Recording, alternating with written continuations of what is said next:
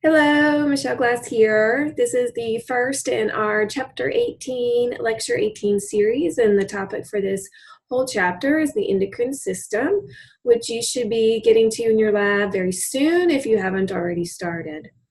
When I first introduced the endocrine system to my students, I like to describe the job of this system as long-term communication.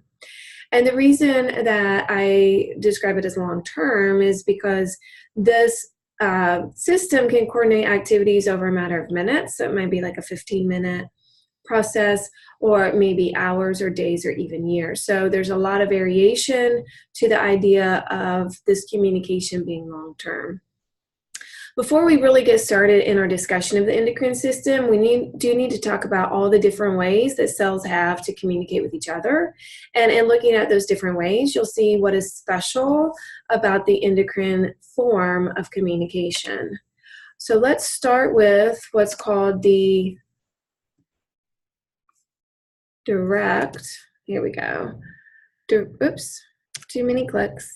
Direct communication. So direct communication is when one cell is able to directly communicate with another cell.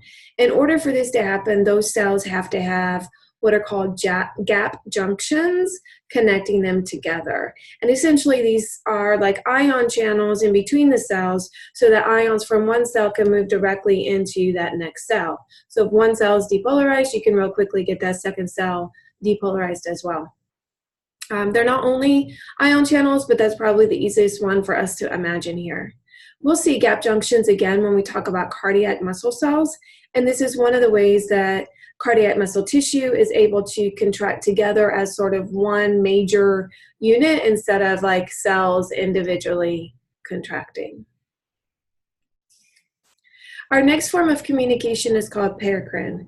And we can talk about paracrine communication as sort of like local hormones, because you have a cell that is releasing the paracrine, which is the chemical, and that those paracrines are going to move through the interstitial fluid or extracellular fluid to those neighboring cells. So there's not a direct connection between these cells that are all communicating, but they are in close proximity to each other. So you can think about it as like talking to the neighborhood. This is a way for cells to coordinate some local tissue activity, so real localized sort of communication. And then we also have what's described as autocrine communication, and this would be where like a cell can talk to itself. So these cells are secreting what are called autocrines, which are those chemicals that are released and then binding back to the cell that released them. So this can be one mechanism to get smooth muscle cells to continue contracting so that you have smooth muscle movements, for instance, in your digestive tract. And then our next form of communication is one that we're very familiar with. We've been talking about it for 2 semesters now, and that is the synaptic type of communications. What looks like a sneezing nose is meant to be a synaptic knob releasing the neurotransmitter directly to that postsynaptic cell. So all of these communications that we've looked at here are very localized types of communication. The endocrine level of communication is widespread because you're going to have a collection of cells, endocrine cells, that are releasing those hormones. Those chemicals, those hormones, are going to diffuse into the bloodstream, and from the bloodstream then will be distributed throughout the entire body. And then those hormones will leave the bloodstream and go out to your body's cells and tissues and will talk to only those cells that have a receptor for that particular hormone, either on the cell's membrane or actually inside of the cell. So our target cells or our target tissues are those cells that contain receptors for those hormones, whatever hormone it is that you're talking about. So again, we saw this when we were talking about the sympathetic and parasympathetic division.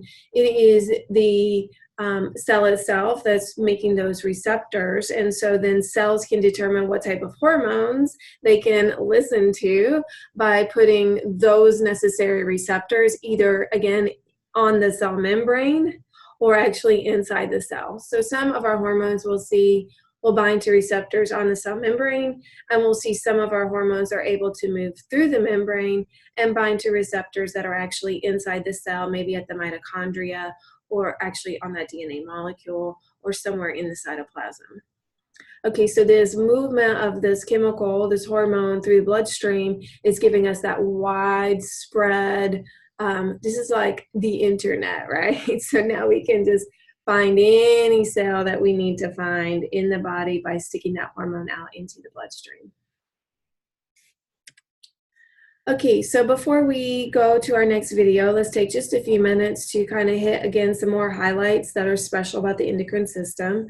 So we've talked about the system as using hormones, so clearly that's going to be a big topic of conversation. The hormones, remember, are chemical messengers released into the bloodstream, moving through the bloodstream, and then binding to receptors on target cells or target tissues. Because those hormones are circulating through the bloodstream, we will see a more long-lasting sort of effect from our hormones, and also much more widespread compared to those other forms of communication that we've mentioned. Endocrine system, this release of hormones is typically regulated by negative feedback mechanisms. Remember, you can recognize a negative feedback mechanism because it's going the opposite direction of the stimulus, and very often we'll see these as figure eight, so that if you're going too high, we're going to bring it down, and if you're going too low, we're going to bring it back up. So we have these nice figure eights that we're seeing to represent negative feedback loops or mechanisms. And then finally, our endocrine system, maybe it's more correct to say its job is to maintain homeostasis.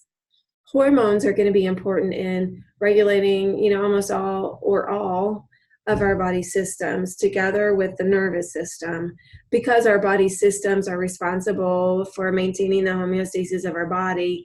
If the endocrine system is regulating those systems, which are regulating homeostasis, then we can say that the endocrine system is regulating the homeostasis as well. And really, we can probably say that about almost everybody's system, really, because they all have some role or part to play there.